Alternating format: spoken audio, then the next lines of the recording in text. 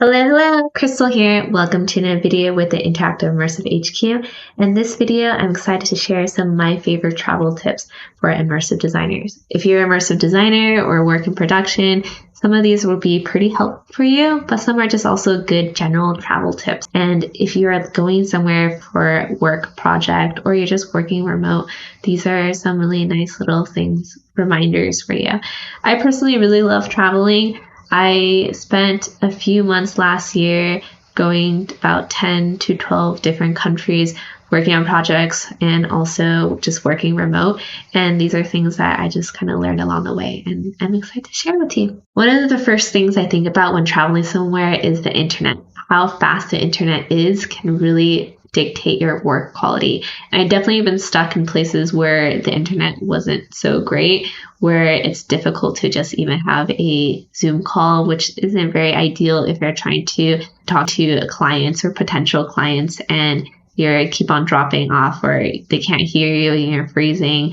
A good thing to also think about is to download assets you think you'll need before you're going somewhere, because if the internet's slow, you can easily be spending hours or a whole day on just downloading something that could just take you a few minutes if you did it back at home. But also good to know what different places where you're staying have internet. If you're working with a studio, if you can go there to just work at their space and use their internet, or if there's some cafe around that you can feel comfortable sitting there for a few hours. When I was in Paris, I found a cafe where it is like a work cafe where you can pay €5 an hour and they have high-speed internet and snacks for you. And I really like that model where I feel comfortable being there for a while and don't feel like I am taking someone's space and they suspect that, and I can have really good internet. Another thing is to think about is to bring an Ethernet cable with you. Nothing super long, but maybe 1 or 2 meters.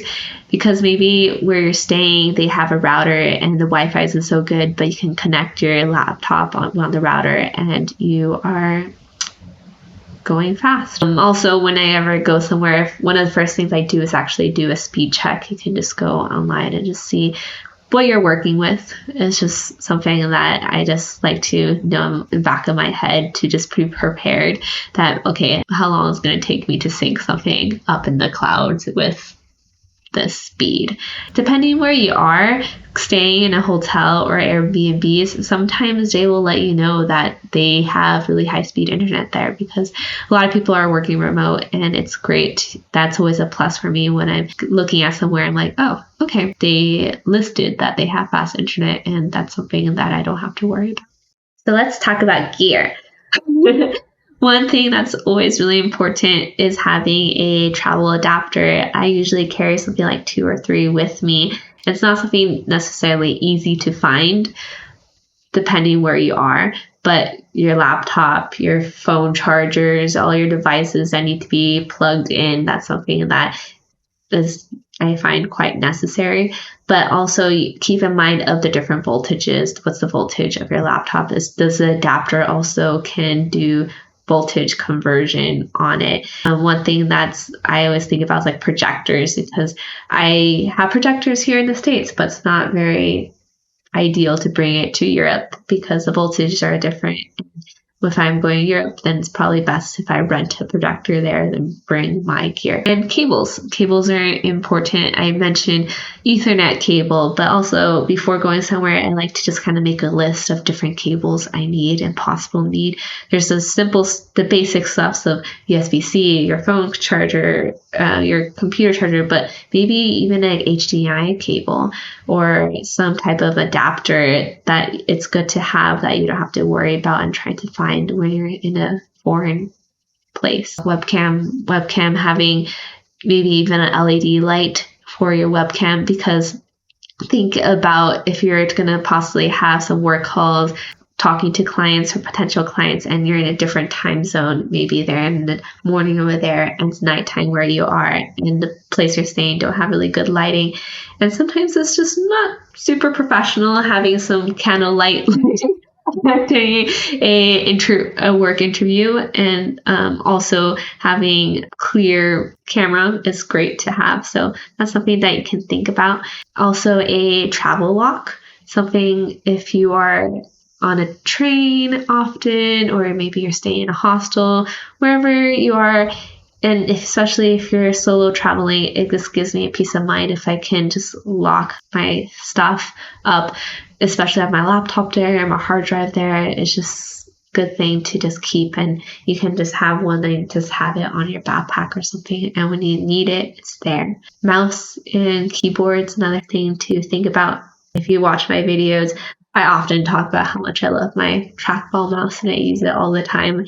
But if you use a traditional mouse, a mouse pad is also something that could be very helpful if you're working on a project, and it can get annoying really quick if you don't have a mouse pad. The thing about keyboard, if you have a computer or that you're working on a project, I have been places where I bought keyboard locally, but the keyboard, I didn't take account of the keys being different depending on where you are. And it'll be annoying if you're trying to do a shortcut key and you're like, oh, the Z and the A is different. And you just kind of have to figure that out. And that's just one thing you don't want to be doing if you're on a time crunch. So a light keyboard can really kind of save you time in that hurdle. Another thing I often talk about having is a portable charger. And this is a good general tip.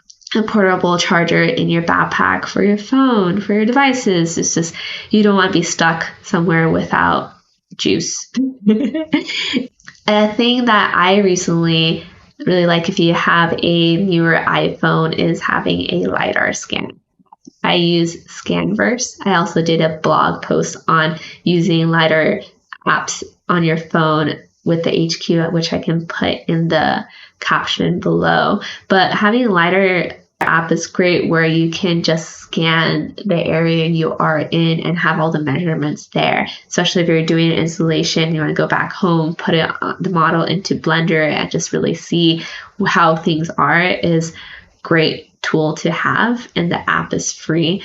Or you just also want to use it as a memory. It's like better than a photo where you can actually have the space there, and something that you can have as kind of like a weird digital geeky time capsule thing.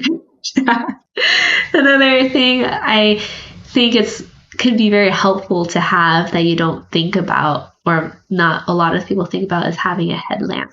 If you're working in production, it's something in your dark spaces, working on a computer, good to have a headlamp. But also, you don't know, maybe you're going to end up being in a forest, going camping, or if you're living in a hostel and you want to be able to sneakily go to the restroom without turning on the lights, headlamp is great. When you're in new locations, good to know your surroundings. One thing that I later learned is good to know is what different rental houses, computer shops, repair shops that are around you. And maybe you have a project and you have gear there, but it's good to have a backup and something good to know beforehand, rather than you're there and you're stuck and you just have to scramble and figure out something in a foreign country. And when I'm in a new location, I also like to do some networking. I actually don't like the word networking because it feels so businessy. But I think about trying to build community. So when I go somewhere and I really like the area, I'm curious about how is the immersive design community there. And I'll just look up and find studios and agencies, places that feels pretty like-minded. And I'll just email them like, hey, my name is blah, and this is what I do. And I see your website and they see this is what you do and this is really exciting and I want to learn more. And would you be open to just having coffee or for me to stop by to just learn more? And when I first got this tip from my mentor, I thought, no, that sounds scary. I'm not going to do that. That's no. But after I started doing that and just got really comfortable doing it, it's great when you actually get to meet someone, respond, and you get to connect with them and you don't know what happens. You can have a collaboration or just like a really good friend, and know that if you're ever back in that town, in that city, or in that wherever, you have someone you know there. And it's great to have like-minded folks all around the world. But be prepared. Most likely you're not going to get a response, and sometimes you'll respond like, no, we're not hiring anyone, like go away. And don't take it personally, but you don't know if you don't try. Also, kind of going into this meeting people, it's good to carry some business cards with you. I do feel like nowadays less people ask for your business cards and maybe more of like your LinkedIn or your website, but you can have a business card with a QR code on it, have all your links to your socials, have your LinkedIn, have your Instagram if you have work up there, have your website and all that together. You can have a link to your Venmo or PayPal, ask them to donate you some money. Just kidding. Not really.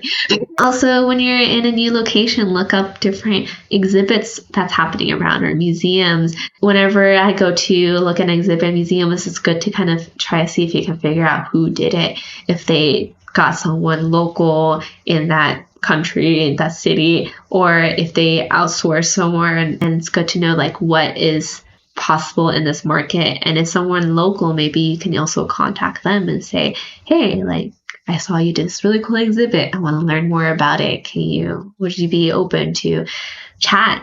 And that's something that one thing I really love about traveling is just meeting new people and building your network of peeps, enjoy similar things and see how they work, how they think. And it's just, for me, it's very inspiring. So those are some of my travel tips for you guys. I would love to know if you found some of them helpful. If you did, I would love for you to let me know which one in the comments below. And if you have your own travel tips that you want to share, especially geared for immersive designers or someone in production, please share. Put it in the comments below, and I just would love to learn, grow this knowledge. And till next time, bye. Hey guys, thanks for watching. If you're serious about taking your touch designer and interactive skills to the next level, I highly recommend you check out the Interactive and Immersive HQ Pro.